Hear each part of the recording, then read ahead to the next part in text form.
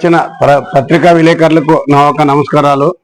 ఈరోజు పట్టణ అధ్యక్షుడు వైఎస్ఆర్సీపీ దేవ గారు వేదాలకి దయ్యాలను మళ్లించినట్ల ప్రెస్ మీట్ ఇవ్వడం జరిగింది.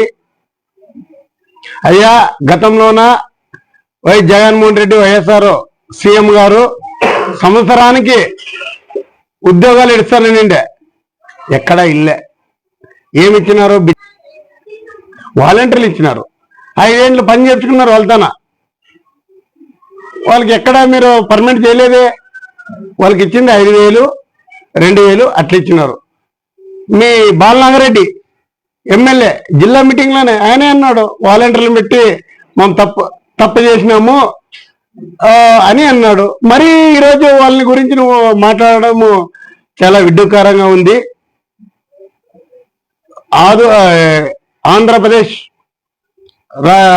కూటమి ముఖ్యమంత్రి అయిన నారా చంద్రబాబు నాయుడు గారు కానీ, నారా లోకేష్ బాబు గారు కానీ, డిప్యూటీ సీఎం పవన్ కళ్యాణ్ కానీ, వీళ్ళందరినీ పూలమాలలు వేసి పూజిస్తున్నారు ప్రజలు. ఎందుకంటే గవర్నమెంట్ ఉద్యోగాలు ఇడిచిన చరిత్ర లేదు. మొన్న పండక్కి 10,000 ఇడిచినారు, అంతకొద్ది ముందే ఇడిచినారు. మొత్తము 2,30,000 చిల్లర ఇడిచినారు. ఇప్పటికీ ప్రభుత్వ ఉద్యోగాలు, ప్రైవేటు ఉద్యోగాలు, సాఫ్ట్వేర్ ఉద్యోగాలు 2,30,000 చిల్లర ఇడిచినారు. దేవా, నువ్వు పైపర్ చూస్తావా లేకుంటే ఏం చూస్తావా మాకు అర్థం కావడం లేదు. కేవలం మా జిల్లా అధ్యక్షురాల్ని మనసులో పెట్టుకొని మాట్లాడినట్లుంది. బాగా నువ్వు ఆ జిల్లా అధ్యక్షురాలే ఒకసారి నిన్ను గతంలో తెలుగుదేశం పట్టణ అధ్యక్షుని చేసి నీకి ప్రాణం పోసింది ఆయమ్మే. ఈరోజు నీ ఉనికిని కాపాడడం కోసం వైఎస్ఆర్లో పోయి పెద్ద స్పీచ్లు ఇస్తావు. దేవా, అది మంచి పద్ధతి కాదు. నీకు ఎవరైతే ప్రాణం భిక్ష పెట్టారనో ఒకసారి ఆలోచించుకో.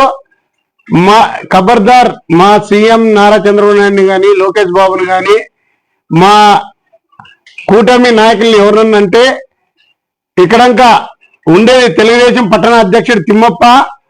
ఇంతకుముందు ఏం జరిగిందో ఏమో తెలియదు కానీ నాయనకు ఉండేది మా తండ్రి లాంటి వాడు మీనాక్షి నాయుడు.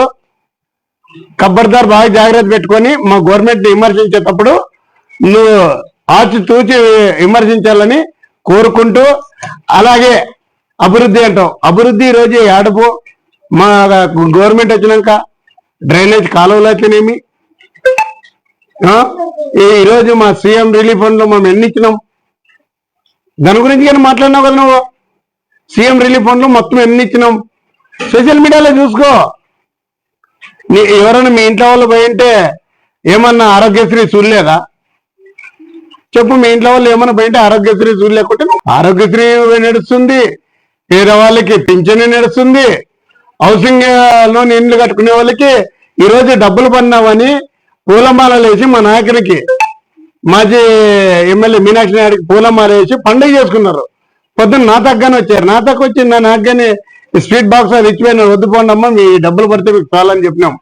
మేము ఎక్కడ పోయినా ప్రజల్ని పీడ్చుకొని తినే ప్రభుత్వం కాదు ఇది. మా ప్రభుత్వం ప్రజల్లో ఉండి ప్రజలు కోరుకొని ఉండేవాళ్ళం. మేము ఎప్పటికీ మేము దౌర్జన్యాలు చేయము. మీ అలాంటి వాళ్ళ నాయకులు దౌర్జన్యం చేసి మీ సాయి ప్రసాద్ రెడ్డిని ఈరోజు ఇంట్లో కూర్చొని పెట్టినారు. దయచేసి ఇంకా మానుకోనండి. మీ నాయకుడిని బాగా చూసుకుంటే మీరు మీ భవిష్యత్తులో బాగుంటారు.